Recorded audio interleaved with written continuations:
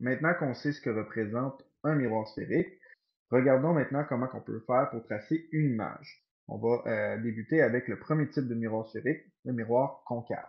Donc, qu'est-ce que c'est qu'un miroir concave? Donc, supposons qu'on a un miroir ici avec un axe principal et un objet. Une première façon de le voir, c'est que si je me place à la position de l'objet, on remarque que l'objet regarde le creux du miroir, qui est la partie réfléchissante.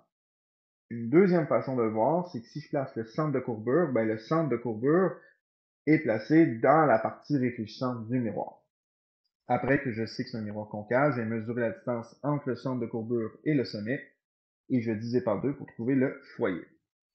Maintenant, pour tracer l'image, il y a 3 rayons qui reviennent toujours. Donc, le premier rayon, c'est la définition même du foyer, c'est-à-dire que je trace un rayon qui est parallèle à l'axe, comme ça ici, et qui va réfléchir vers le foyer de cette façon-là. Le deuxième rayon, c'est l'inverse. Donc, il va se diriger vers le foyer et il va réfléchir parallèle à l'axe. Le dernier rayon, c'est le rayon qui se dirige vers le centre de courbure, comme ça ici, et qui va tout simplement revenir sur lui-même. Et ce qui est important de noter, c'est qu'il faut tracer les flèches dans les deux directions. Après qu'on a tracé les 3 rayons, on remarque le point d'intersection ici, qui est l'extrémité de mon objet, qui va devenir l'extrémité de mon image. Et que je vais pouvoir tracer mon image jusqu'à l'axe principal comme ça ici.